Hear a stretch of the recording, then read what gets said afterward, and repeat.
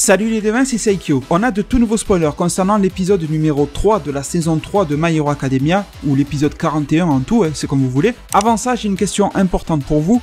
J'ai une question en fait, vous savez très bien que le manga a de l'avance sur l'animé, et du coup ces spoils je les fais pour les gens qui ne suivent pas le manga, qui n'aiment pas lire ou qui ne veulent pas, qui ne peuvent pas, j'en sais rien, peu importe, mais qui veulent avoir quelques informations promotionnelles du teasing concernant le prochain épisode.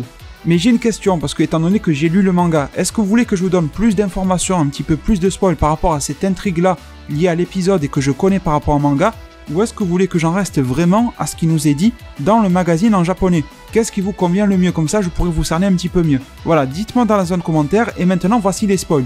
Pour cette semaine, étant sans réponse de votre part, eh bien je vais en rester à ce qui a été dit dans le magazine promotionnel qui est le Weekly Shonen Jump, et pour la semaine prochaine, on verra bien comment on fera, je m'adapterai. Ce scan du Weekly Shonen Jump nous a été fourni par Yonkou Prod et traduit en anglais sur Twitter par Sebs, et je vous mets les liens bien sûr en description. On est dans la suite du camp d'été, etc. On voit sur l'image pas grand chose de nouveau au final, et on voit les personnages que l'on connaît et tout ça. En haut à droite le super vilain, au milieu nos fameux super héros, en plein dans leur entraînement. On voit que les super vilains sont sur le point de lancer leur attaque. En bas à gauche vous voyez le jeune Kuta, qui sera, sans trop vous spoiler, mais plutôt intéressant dans cet arc là. Enfin cette période en tout cas. Et d'ailleurs l'épisode 41 a pour titre Kuta-kun, donc Kuta. Vous savez, Kun, San et tout ça, c'est les japonais qui rajoutent ça derrière les prénoms. Et donc qu'est-ce qu'on nous dit? On nous dit que Izuku et ses amis brisent leurs limites. Ça nous rappelle Dragon Ball Super ça. On nous dit un moment de divertissement. Ensuite, les élèves, sous-entendu les élèves de UE, ont pour objectif de dépasser les limites de leurs alters, de leurs pouvoirs, en les bousculant, enfin c'est pas vraiment le mot qui a été dit, mais vous m'avez compris, en dépassant leurs limites, de vraiment dépasser, d'outrepasser leurs forces. Je pense que c'est vraiment comme ça que je devrais vous le traduire, mais je continue de lire, on nous dit qu'ils prennent une pause dans cet intense entraînement en faisant un test de courage. Sauf que la Ligue des Vilains fait ses premiers pas, en tout cas commence à attaquer.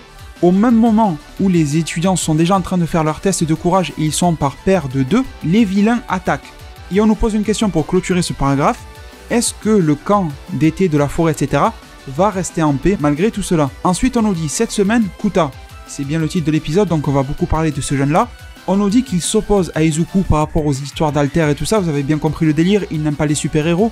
On nous dit que le neveu de Mandale, Kuta, a perdu ses parents qui sont des héros, et il est envahi par tout un tas d'émotions, parfois même contradictoires, à propos de cette société dans laquelle il vit, qui est remplie de personnes qui sont pleines de pouvoirs, en fait de super pouvoirs, et Izuku prend connaissance justement de ces émotions-là. Ensuite, on a un descriptif de l'image vous avez compris, hein.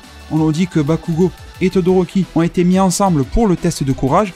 Comment est-ce qu'ils vont se battre ensemble face aux vilains? Donc déjà on nous promet le combat Todoroki-Bakugo contre les super vilains, et ensuite on nous dit que Izuku est en train de faire son test d'amélioration du dépassement des limites de son alter, mais que quelque chose lui passe au travers de la tête en fait, lui traverse l'esprit je devrais dire, et que son esprit est alors confus. Donc c'est ce que l'on nous promet cette semaine concernant cet épisode numéro 3, saison 3 My Hero Academia. Je vais vous en parler sans rentrer dans le détail de ce que le manga nous raconte. Je pense qu'il n'y a pas besoin d'être un devin justement pour comprendre que si les super vilains attaquent, bien la réponse à la question que vous avez en bas, est-ce que le camp d'été va rester en paix? Bon, je pense que là c'est pas trop du spoil en vous disant que non quand même, hein, ça m'a l'air assez logique. C'est quand même la team de super vilains de Shigaraki qui va attaquer les étudiants. Si vous avez lu le manga, vous savez très bien ce qui va se passer.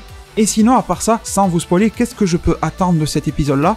Alors, j'espère que la psychologie du personnage de Kuta sera aussi bien développée que dans le manga, mais j'espère aussi une chose en fait, et je vous en avais déjà parlé la semaine dernière dans ma review de l'épisode 2, c'est que ça soit un petit peu moins longué, un petit peu moins à rallonge que dans le manga. Je sais pas, j'ai pas obtenu vraiment de réponse de votre part dans la zone commentaire la dernière fois, alors n'hésitez pas à le faire ici.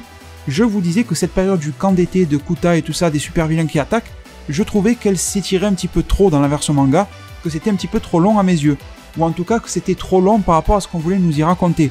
Alors je sais pas, j'ai pas recueilli vos avis par rapport à ça, dites-le moi en commentaire.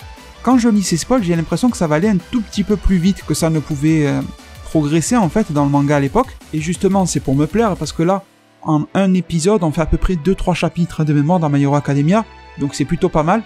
Ça permet de condenser les choses tout en les sublimant grâce aux apports bien sûr positifs de l'anime. Je n'en citerai qu'un parmi tant d'autres, les musiques, tu vois. Des fois, tu peux te permettre dans un anime de raccourcir des dialogues juste parce que la musique va te plonger dans l'ambiance, tu vois. C'est con ce que je dis, mais c'est une réalité de l'anime et du manga. Phase d'entraînement, et les entraînements, vous savez que c'est toujours cool hein, dans les animés. Là, ça ne vous entendez pas un entraînement épiquement dantesque, c'est surtout l'attaque des super vilains qu'il va falloir attendre. Donc une période, en tout cas de My Hero Academia, un petit peu double, parce que d'un côté elle est très émotionnelle par rapport à la relation Kuta et les super-héros, et en particulier Izuku, et en même temps action avec l'attaque des super-vilains. Les spoils nous promettent même bien le combat de Shoto et Katsuki Bakugo contre les super-vilains, donc vraiment attendez-vous à du très très bon par rapport à ça. D'ailleurs, je ne vous spoilerai rien, mais vous comprenez bien que si les super-vilains attaquent à ce moment très précis, c'est qu'ils ont aussi un objectif très précis. Ils ne sont pas là juste pour être là et taper leur ennemi. Il y a aussi quelque chose qui est réservé à la team d'Izuku. Je n'en dis pas plus, je vous laisse maintenant sur ces spoils là. J'espère que j'aurai ma réponse à ma question justement. Est-ce que vous voulez que je spoil complètement par rapport à ce qui peut se passer dans le manga quand je vous propose des spoilers My Hero Academia? Parce que justement ça vous éviterait d'aller vous trouver le manga et tout ça. Vous n'avez pas envie de lire le manga, mais vous aimeriez bien avoir 2-3 spoils rapidement en quelques minutes de ma part. Ou alors est-ce que vous voulez que j'en reste comme aujourd'hui, centré vraiment sur le magazine, en vous disant ce que le magazine raconte et en vous partageant mes attentes et pas plus. Les deux formats me conviennent, donc voilà, dans les deux cas j'accepterai ce que vous me direz. Je vous remercie énormément pour tous vos soutiens, prenez tous super bien soin de votre futur et à plus pour de prochains arts divinatoires.